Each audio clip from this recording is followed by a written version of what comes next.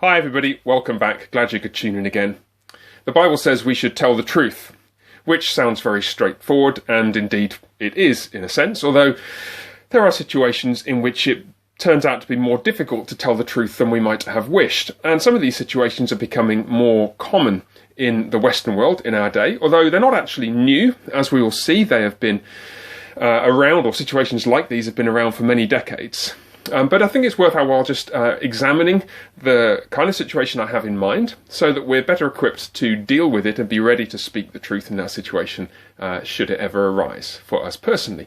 I want to invite you to take a look at this short video. It's about 30 seconds long, and then I will make some comments about it.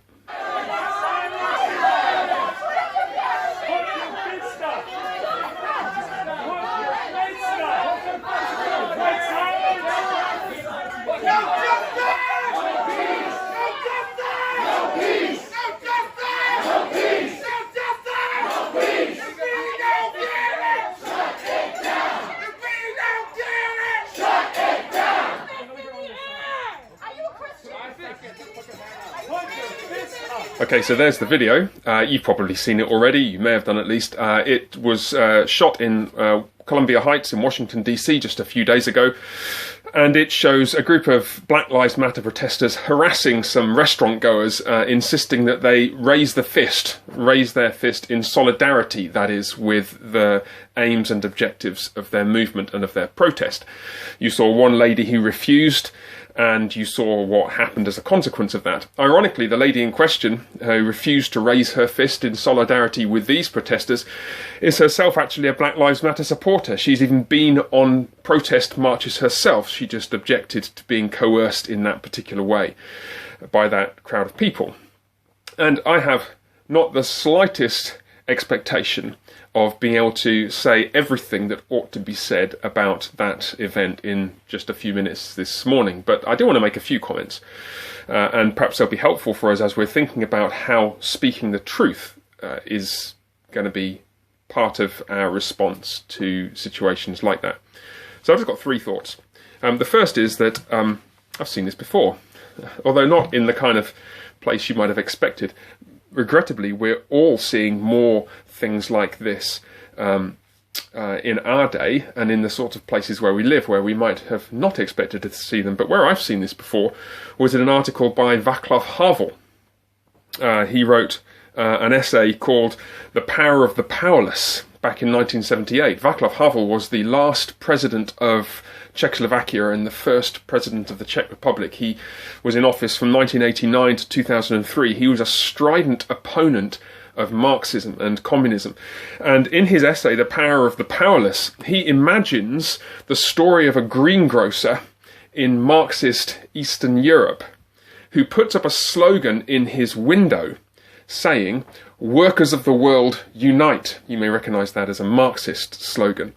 And the question he considers at the start of this essay is, well, what is that greengrocer actually saying when he puts up that banner with that slogan on it? Let me read an extract from this essay, and you'll see what I mean. When he puts up the slogan, "Workers of the world unite," quote, why does he do it? What is he trying to communicate to the world?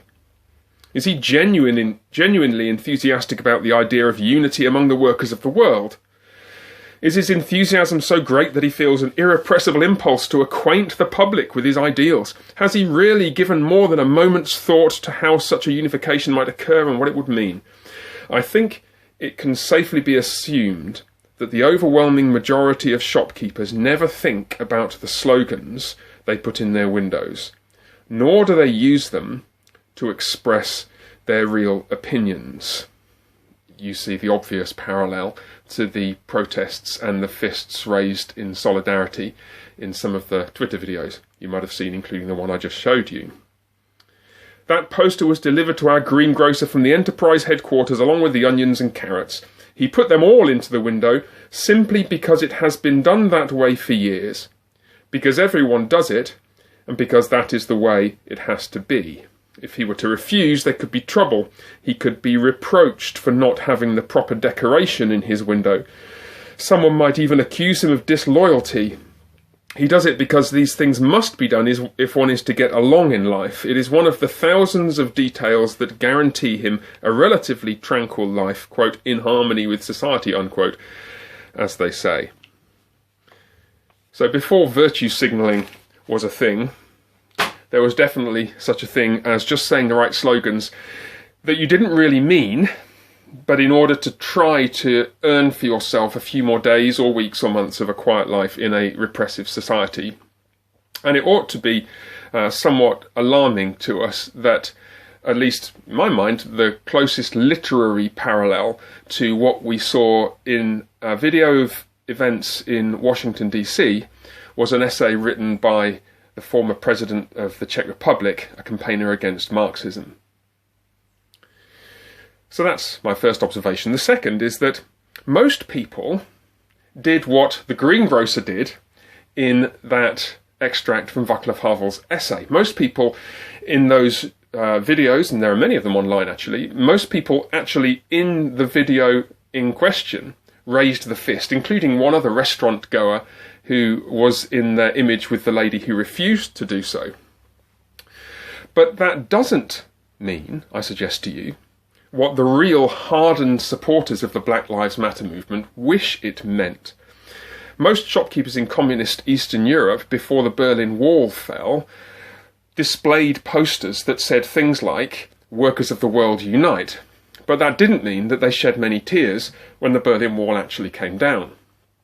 And it's interesting that this seems to be a pattern, not just in historic, but in more recent ideological contests between progressive and conservative movements. We've seen actually a number of times in recent national votes here in the UK and arguably in the US as well, certainly in the Brexit referendum here and in the 2019 general election in the UK and arguably in the 2016 presidential election in the US, what we saw were conservative outcomes that were not predicted by mainstream media. And it seems fairly clear that what happened, certainly here in the UK and perhaps in the US, is that the progressive-dominated media told itself a story during the lead-up of its unstoppable wave of support, and then it continued believing its own publicity, ignoring the fact that lots of people with more conservative views don't tend to make such a song and dance about them. They just vote that way on polling day. And so it's a great shock, certainly was a great shock here in the UK, when those conservative outcomes achieved the results that they did. Maybe we're headed in a similar direction in the near future.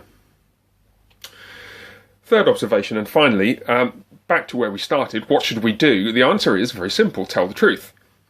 We should raise the fist if we actually believe what it really stands for. What it really stands for is solidarity with the Black Lives Matter movement, and therefore the challenge to us is to think as clearly as we possibly can. Do we support the aims, intentions, motives, and so on of that movement? And if we did, then we would raise the fist. And I suspect, therefore, and this is a reasonable assumption, I think, that most of us, probably all of us, would have a problem with that. You may recall I produced some videos just outlining some of the beliefs and aims of the Black Lives Matter movement. You may want to refresh yourself on some of those if that would be helpful. But the important point here is that it is necessary to be prepared in advance if we are to be sure that we will speak the truth in that situation. With a clear head and a pure heart, none of us would tell a lie in that situation, would we? None of us would raise the fist to profess support for a movement that we didn't actually support.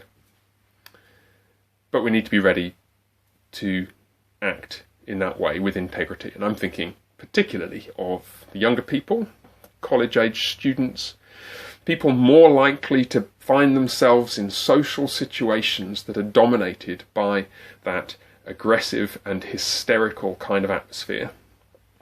Do be ready to tell the truth. And the Lord bless you, and I hope to see you very soon. Bye for now.